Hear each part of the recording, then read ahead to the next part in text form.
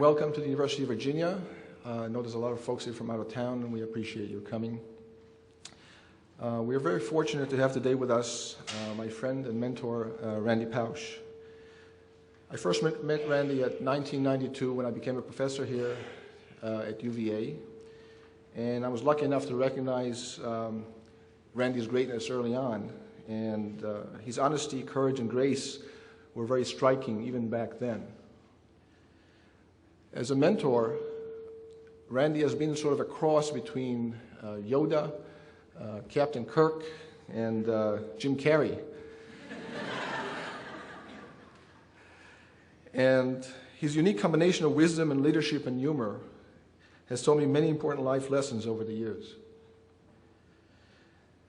Randy always gave me and everybody else honest advice that was untainted by political correctness, and in fact sometimes untainted by politeness even. But I appreciated that greatly, because as a mentor, that's exactly what you want. And I owe a lot of my success to him, and he's been a perfect mentor.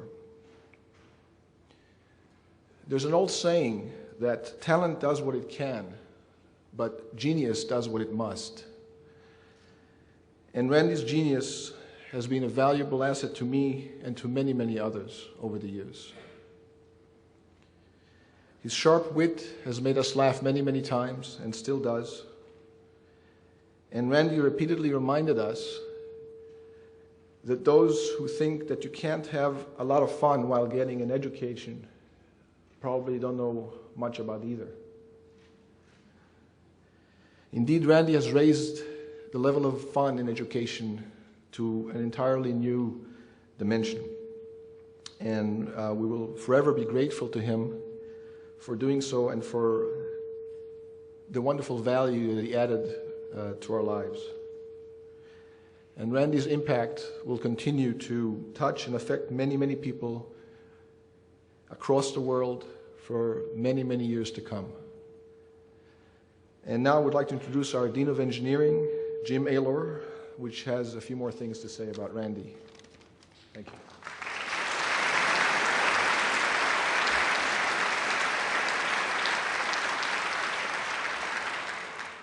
Wow. It's really great to see everyone here.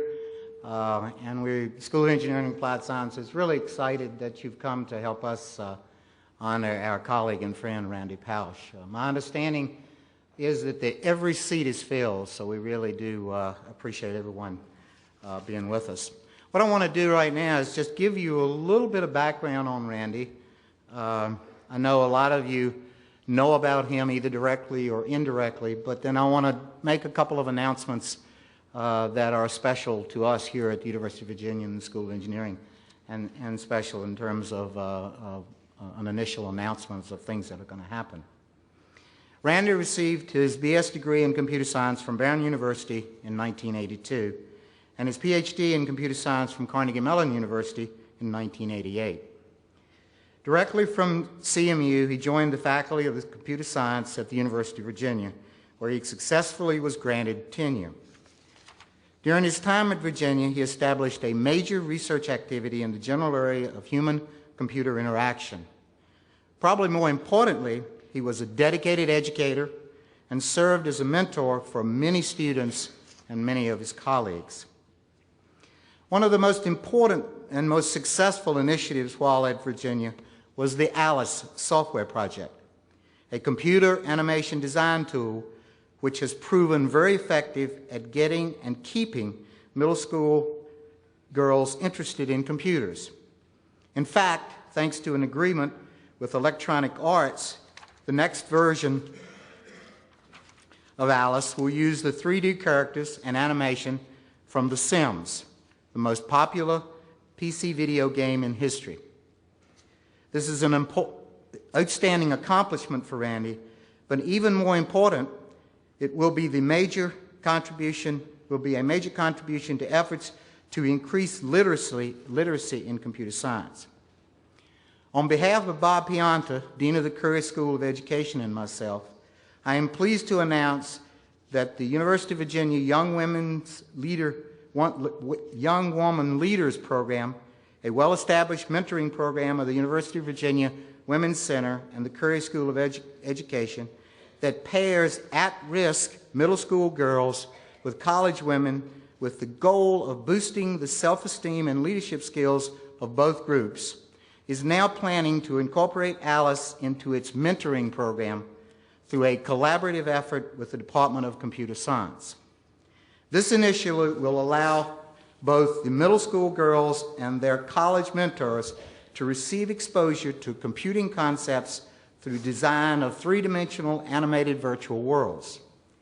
This will impact several important fronts, all near and dear to Randy's heart, including encouraging young women to enter technology fields, helping at-risk groups, and building cross-disciplinary bridges.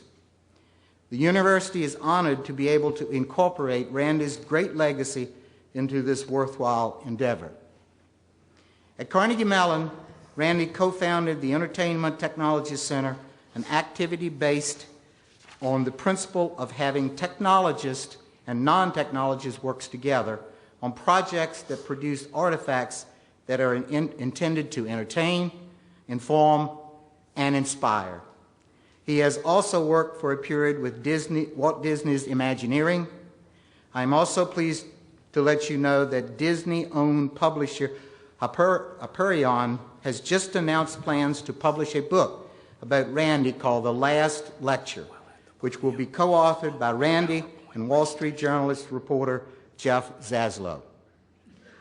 Throughout everything Randy does, there is an infectious and inspiring enthusiasm. That spirit is intact today, even though he is facing a very difficult time. A husband and the father of three, Randy is a smart, funny, courageous man. I am thankful that he chose to spend this day with us, and I'm honored to welcome him back to the University of Virginia grounds. And now, please join me in welcoming Professor Randy Pausch.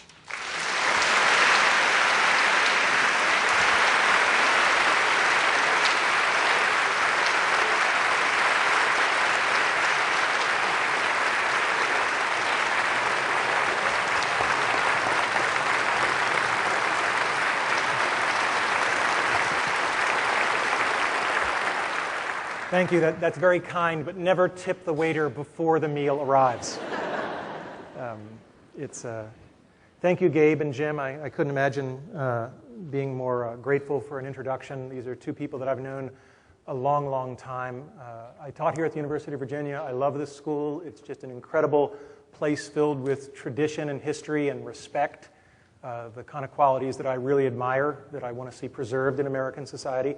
And this is one of the places that I just love for preserving that. I think the honor code alone at the University of Virginia just is something that every university administrator should study and look at and say, you know, why can't we do that too? So I think there are a lot of things about this place to love. I'm going to talk today on the topic of time management. The circumstances are, as you probably know, a little bit unusual. I think at this point I'm an authority to talk about what to do with limited time. My battle with pancreatic cancer started about 1.5 years ago. Fought, did all the right things, but it's, you know, as my oncologist said, if you could pick off a list, that's not the one you'd want to pick. So on August 15th, these were my CAT scans. You can see that if you scroll through all of them, there were about 12 tumors in my liver. And the doctors at that time said, you are likely to have I love the way they say it, you have 3 to 6 months of good health left. Right? Optimism and positive phrasing. It's sort of like when you're at Disney, what time does the park close? The park is open until 8. Right? So I have 3 to 6 months of good health. Well, let's do the math. Today is 3 months and 12 days. So what I had on my day timer for today was not necessarily being at the University of Virginia. I'm pleased to say that we do treat with palliative chemo. They're going to buy me a little bit of time, on the order of a few months, if it continues to work. I am still in perfectly good health. With Gabe in the audience, I'm not going to do push-ups because I'm not going to be shown up. Gabe is really in good shape.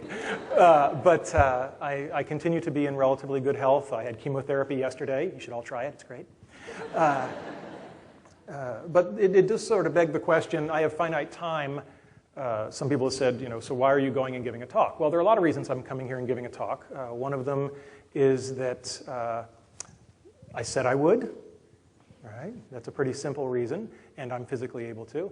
Another one is that going to the University of Virginia is not like going to some foreign place. People say, aren't you spending all your time with family? And by coming back here for a day, I am spending my time with family both metaphorically and literally, because it turns out that many of you have probably seen this picture from the talk that I gave. These are my niece and nephew, Chris and Laura. And my niece, Laura, is actually a senior, a fourth year here at Mr. Jefferson's University. So Laura, could you stand up so they see what you've gotten taller? There we are.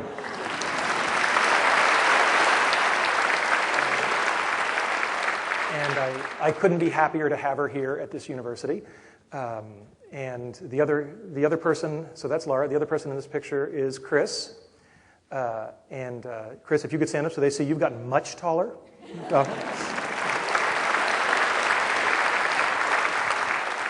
And they have grown in so many ways, not just in height. And it's been wonderful to see that and be an uncle to them. Is there anybody here on the faculty or PhD students of the history department? Do we have any history people here at all?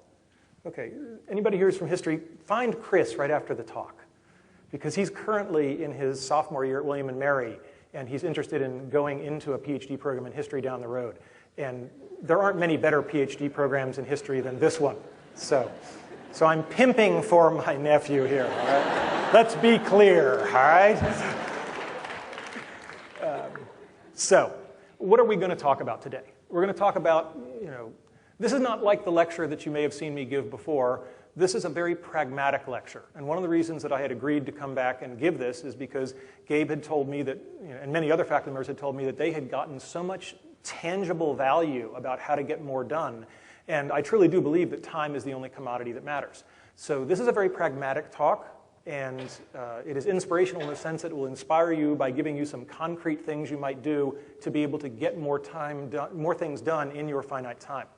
So I'm going to talk specifically about how to set goals, how to avoid wasting time, how to deal with a boss. Originally this talk was how to deal with your advisor, but I've tried to broaden it so it's not quite so academically focused, and how to delegate to people. Some specific skills and tools that I might recommend to help you get more out of the day, and to deal with the real problems in our life, which are stress and procrastination. I mean, if you can lick that last one, you're probably in good shape. And really, you don't need to take any notes, so I'll presume if I see any laptops open, you're actually just, doing IM or email or something. If you're listening to music, please at least wear headphones, I would always say. But all of this will be posted on my website. And just to make it really easy, if you want to know when to look up, any slides that have a red star on them are the points that I think you should really make sure that you got that one. All right? And conversely, if it doesn't have a red star, well... all right. So the first thing I want to say is that Americans are very, very bad at dealing with time as a commodity. We're really good at dealing with money as a commodity. I mean, we're, as a culture, very interested in money, and how much somebody earns is a status thing, and so on and so forth. But we don't really have time elevated to that. People waste their time, and it just always fascinates me. And one of the things that I noticed is that very few people equate time and money, and they're very, very equatable. So the first thing I started doing when I was a teacher was asking my graduate students, well, how much is your time worth an hour? Or if you work at a company, how much is your time worth to the company? What most people don't realize is that if you have a salary, let's say you make $50,000 a year, it probably costs that company twice that in order to have you as an employee, because there's heating and lighting and other staff members and so forth. So if you get paid $50,000 a year, you are costing that company. They have to raise $100,000